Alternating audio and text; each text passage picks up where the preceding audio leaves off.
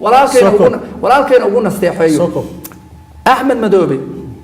shacabka Soomaaliyeed waxa ku dhacay adiga iyo inta la midka ku dhigay waxayna ugu dhigeen waxaanu ognahay waxa weeye markaan ka soo qaado United Emirates Arab waxay duulaan cad ku soo qaatay shacabka Soomaaliyeed ku soo qaatay khalkhal ku gelisay siyaasadooda ku tabafartay iyadoo dawladaha dariska u adeegsanayaan iyo international community dawladii markii meel laga galay waayay kaba qaadna ay noqon diiday waxaad noqoteen tuulkii loo adeegsan lahaa si adinka la idin kugu soo maro oo loo yiraahdo dawladii maamul goboleedkan heshiinayna ayaad waxa weeye adinka la idin isticmaalay Axmed oo gogol baad u dhigtay maamul goboleedkii adigoo oo waliba jabiyay qodobada muhiim ah oo qaranka heli kara inaad inta u tagto madaxweynaha taladaasiisa madaxweynuhuna villa Soomaaliya lagu dhigo gogashaas markii aad adigu intaadan gogasha dhigin ka hor shirka waxa ka horeeya Abu Dhabi waxa lagu la shiray ninka la yiraahdo Cabdiwali Gaas waxa lagu la shiray Xaaf waxa aabbo aha Umar iyo gabadhii la yiraahdo Safiya Basi waxa la sameeyay oo aad waxa la socotaa in dalka iyo dadka lagu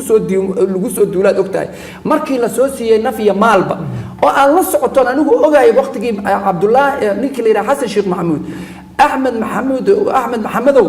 أحمد مدوبو هوتيلكي أبو ظبي لقادتشي وحال لقوسو دتشيو كاغو الرئي حسن الشيخ محمود سفير كصوماليا أفضل إماراتي محمد أحمد عثمان أنغو فردنا أو ربائنا كولا كل ما أو دكتا إنا كولا كل ما أيو نقول وان بهد لنا مدحوينها صوماليا أيام بهد لنا ما أنت إنن ما عمل قبل هذا أيام سريرتي وكوتشي في سوسي حني وحال لقوسو سي لحدي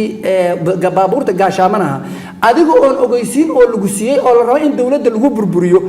ويو أنت waxay ku qabsatay markaas waxa weeye taliyaha amniga oo waxa weeye wasaaradda amniga Maxamed Sheekh ahaa ayaa UN ku qabsatay oo la yiri maxaad hubkaan la siinayo Soomaaliya aad soo wargeli weydeen waxa weeye qamaandhigo dhankaaga looga soo dhacaaliyay maanta waxa aaday isug maanta wuxuu aaday oo jooga Axmed Madoobe United Emirates Arab kuwa kale markay ka yimaadeen waxaanu ognahay United Emirates Arab inta Soomaaliya la tagtay dadkii baarlamentarianka Soomaalida inay muqaabaraadkooda la shireen waxaan ognahay shala ma ahna daraad madaxweynaha hore Xasan Sheekh Maxamuud bil inuu u deganaa oo waxa weeye muqaabaraadkii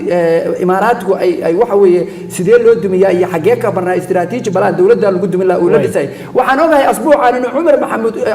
ninka la yiraahdo Umar Cabdirashiid iyo ay imaanayaan rag kale ay imaanayaan Shariif Xasan iyo waxaan ogahay 30 ilaa 40 xildhibaan oo iyaga ka amar qaatay inay imaanayaan waxaan ogahay in ay Kenya ay ka sameyn doonaan political campaign oo ay rabaan inay khalkhal ku galiyaan walaalow marka waxaan ka rabnaa Axmed Maxamuudow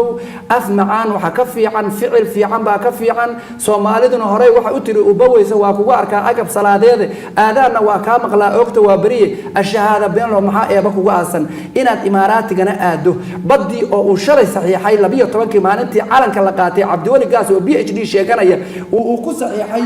DP Wall uu saxiixay hada ogow 1880 ninkii gumaystaha ahaa ee berbera haystay markuu inta u tagay oday dhaqameedkii suu lacagta u siinay maalinta dambe yiri berbera igu wareeji oo yiri kugu wareejin maayo waa soo koobay oo yiri kugu wareejin maayo wiil odagaas 1880gii joogay wuxuu ku gooleystay maalintii dambe lacagta inta yarta oo ninkii gumaystaha oo Ingiriiska oo berbera haystay uu joogay haanbu ku ridi jiray goob inta ugu soo shubiyay berbera wax go' la galiyo waa ka weyn tahay